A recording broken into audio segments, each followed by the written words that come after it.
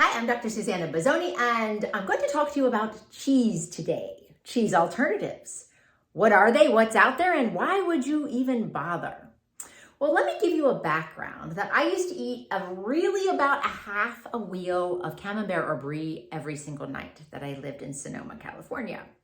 And whilst that was delicious, it was not a stepping stone on the journey towards my most vibrant self. Let me tell you why that is, and then we'll talk about what are alternatives. So number one, it's 70% saturated fat cheese, right? So not only is that hard in terms of keeping weight off because it's so incredibly calorie dense, but it's also incredibly inflammatory.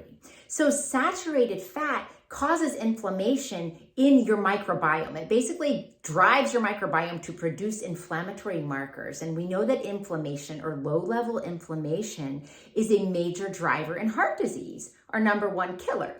Not only that, saturated fat is a primary driver of insulin resistance, as in diabetes or other insulin-resistant conditions like polycystic ovarian syndrome, etc. And so these are obviously clearly not on the pathway towards my most vibrant self, but maybe in my 30s, I wasn't really imminently facing heart disease or diabetes. But I tell you what I was facing, chronic constipation. And that is not good for being not irritable and a really good mother. And it's also not good for hormone balance because you've got to effectively eliminate stuff, right? And if you don't, estrogen or excess estrogen will recirculate through your liver and drive those pathways that we don't want to see with hormone imbalance.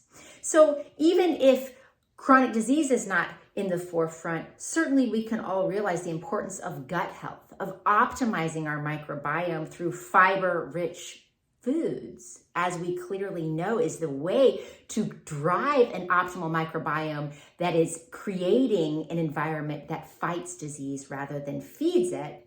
And FYI, cheese and dairy products have no fiber to them. So on many levels, it's an inflammatory food, but I know it's delicious. So we have to decide how are we going to live in a world without cheese. Hopefully you understand why we would want to now, but I'm going to give you some alternatives. And what do I do? Well, I'm incredibly lazy and I like one ingredient things. And so I grab tahini because it's like my favorite thing in the world. And you don't want to eat too much of it because it is very calorie dense, but it does have unsaturated fat and it's high in lignans, which actually helps to balance hormones rather than drive the imbalance that we see from dairy products. So tahini, super easy. You can do it straight up. You can mix it in a dressing or other things. One of my favorite things, if I'm going to splurge and do a pizza, well, you get a whole wheat crust, you throw a bunch of vegetables on it, and then drizzle a little tahini with some herbs in it over it, and it feels creamy and delicious, and you get all that feeling of nourishment and satisfaction that you would from a cheese-based pizza without the detriment, right? So that's easy. If you want to just grab something off the shelf because tahini doesn't do it for you, I'd probably grab something like Kite Hill because it's got the most understandable and recognizable ingredients. What we don't want to do is replace cheese with something that is equally as inflammatory driving, even something in the vegan world. For example, follow your heart to what? To heart disease because the number one ingredient in there is palm oil. It's organic, but yeah, we do not want to replace foods with vegan alternatives that are going to also drive disease. What's the point? We want to be the most vibrant versions of ourselves, and we want to reward ourselves with nutrient-dense, wonderful plants that are not only undeniably delicious, but are also optimizing our health, reducing inflammation, and optimizing our blood flow. So I'm going to tell you about a nacho cheese sauce. That's another alternative if the tahini's not cutting it, and nor is the Kite Hill.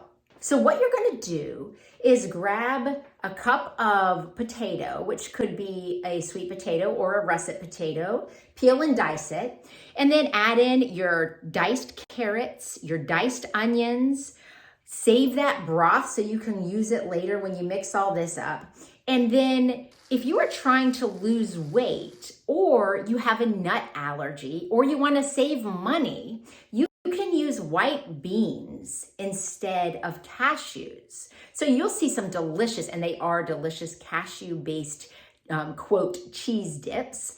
And that's fantastic if you want to do that, but they are quite calorie dense. So if you want to replace those with white beans of your choice, I'm going to use garbanzo beans because that's what I have, but cannellini beans, whatever you like, should work just fine.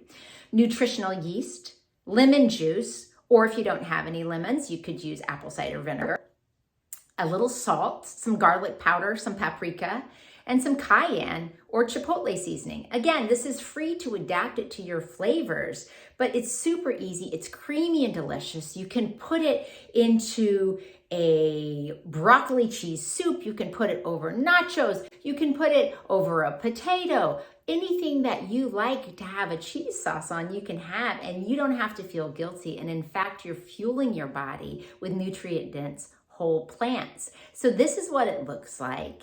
And I hope you enjoy. There will be a link to the recipe in the notes on this YouTube video. And I hope that you are continuing your journey towards your most vibrant self. Thank you so much for your time.